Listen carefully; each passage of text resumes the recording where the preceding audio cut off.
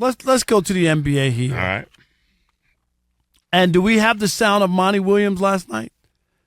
Okay, so Alan, you saw this. I saw it, yes. The play, they were egregious playing foul. with the Knicks. Just terrible, right? They didn't call it. This is what happens when you're a bad team and you don't get calls, and they don't take you seriously because you're losing at a ridiculous rate. And Monty had a right to be mad. Yes, like he did. They lost by 2 to the Knicks, but there was a bad call that was missed, and the NBA and the refs, to their credit, acknowledged that they blew it. Which doesn't happen very often. Right, they blew it, but it's not going to change anything because they're not going to go back Right. and say you won the game and the Knicks didn't win. So they acknowledged it. Mistakes happen. As an old baseball announcer in New York, Bob Murphy, used to say, the late great, that's why they put erasers on pencils, because people make mistakes. People do make mistakes.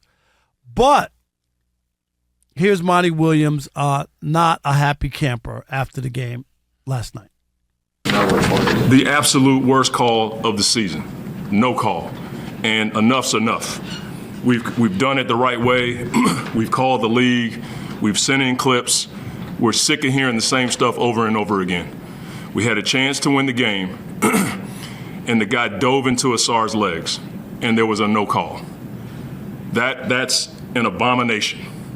You cannot miss that in an NBA game, period. And I'm tired of talking about it. I'm tired of our guys asking me, what more can we do, coach? That situation is exhibit A to what we've been dealing with all season long, and enough's enough. You cannot dive into a guy's legs in a big-time game like that and there be a no call. It's ridiculous, and we're tired of it. We just want a fair game called, period. And I got nothing else to say. We want a fair game, and that was not fair. First of all, it wasn't a big game. I mean, has he looked at his record? I'm just trying to, Monty. Let's not put a little extra ketchup on this, like that it was a big game, like a playoff spot was on the line. Maybe Monty's got an incentive in his contract. I'm just saying, like a big game. All right, he has a right to be upset. Yes. But let me say this, Alan. I wish he was upset when they up like this and fired up when they lost 28 in a row. Where was this fire? When they lost 28 in a row, I didn't even hear me sound like a mouse urinating on cotton. I mean, seriously. Yeah, we're trying. Did you hear this fire when they lost 28 in a row? It was all head hanging back then. There was nothing. Oh, it's easy to blame the referees. I get it. They blew the call. Where was this when his team was going through NBA hell? We got none of this. I think you were trying to find the right guys to put in the lineup, and I realized that team didn't mesh well together, and there were a lot of people out of position. First of all, we talked about this once before. At least I talked to somebody. That team was so guard heavy. It was poorly put together. It's poorly put together, but still, they shouldn't be as bad as they were. Would you admit 28 in a row? Come on. Now, that's embarrassing. It is embarrassing, and he's the highest paid coach in NBA history. Yeah. And I'm going to say this. At the end of the year, if Monty wanted to do the right thing, I got the solution for the Pistons.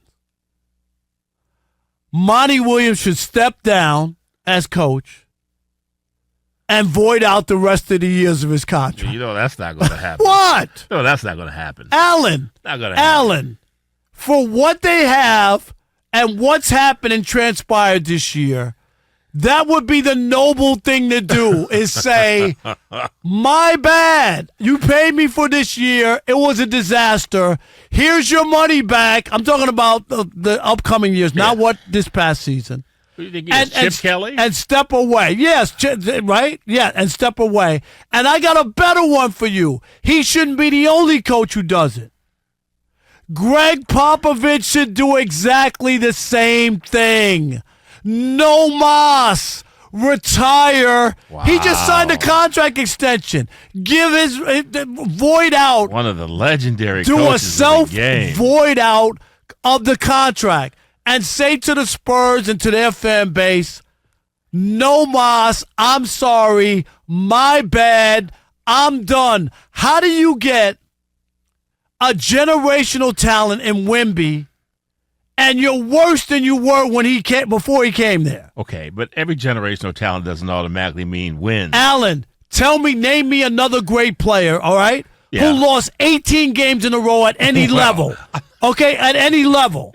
Magic Johnson never lost 18 games at every level. Michael Jordan never lost 18. I'm talking about 18 games with a guy. He can't win a game on his own. Okay, so my point is, these guys are stealing money. Exactly. But let me ask you this question. Do you think Popovich has stopped learning how to coach the modern-day player, or is it more an indictment of the modern-day player? Sometimes. We talk about the NBA not playing defense. I get it. Things like that. I get, but other teams are winning even with the players not playing defense. So I hear you, but at some point you got to move on. Okay, Monty left Phoenix because things didn't work out. They had a chance to win a championship. Why'd they get rid of Monty Williams? He took them to the NBA Finals. Okay, Yep. So there was something there that they didn't want anymore. You move on from people. Doc Rivers has bounced around like a ping pong ball the last 5 or 6 years, right, on different teams, despite getting to the playoffs and all this. I'm just saying, when you're talking about these guys have huge contracts, and they've got nothing done. But you know why Monty is not going anywhere? Because you remember in the offseason, Pistons fans were ecstatic to get Monty Williams. How? Is he playing? But they were like, oh, we finally got a great coach. A coach is going to help us. Did he come win. with a championship? But they were all ecstatic, and so management and built that up to go, we finally got a great coach for these young guys. You can't get rid of him now because that's a total embarrassment. Can't means unable to, Allen, and let me tell you, you're wrong, and I'm going to tell you why. Chris and I argued on this show. I said that the Raiders should fire Josh McDaniels because he was bad. And guess what they did? They fired him with 4 years left on his contract. 4, Allen. Yep. Who gets fired with 4 years left on his contract? Nobody. Because nobody wants to pay, but they knew they weren't going anywhere with that guy, and they had to get rid of him. But that was a total disconnect because the players didn't like him either. And I'm telling you this. If Monty didn't have the highest paid contract for an NBA coach, he would have been fired. Did you agree with that? I agree with that, yeah. Okay. Yeah, probably. So the only reason you're holding on to him is over this money.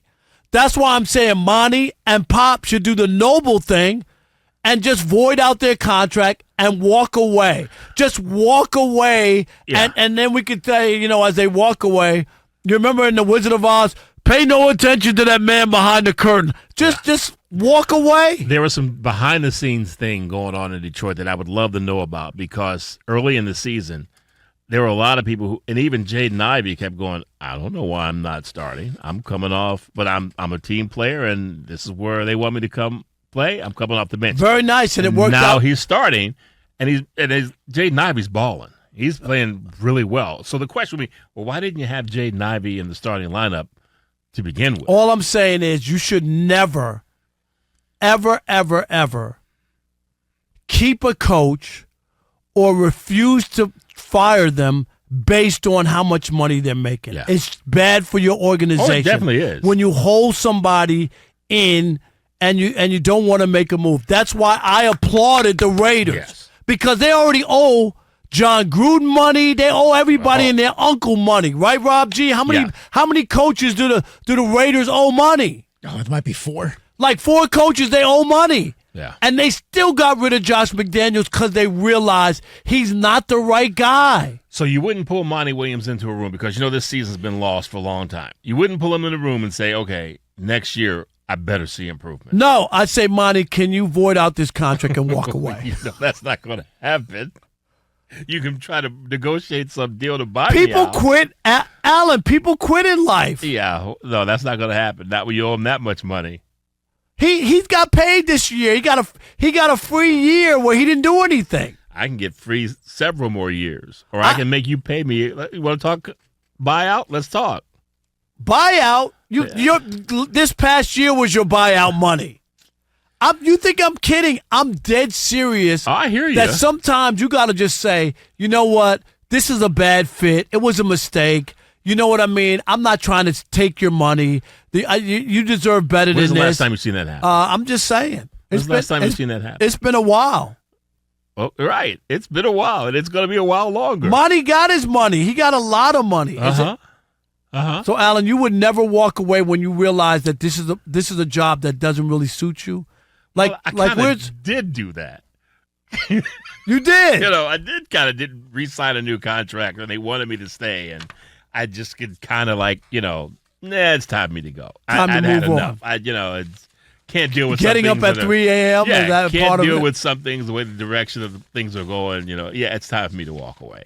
So I get it, but that's after years and years of being there.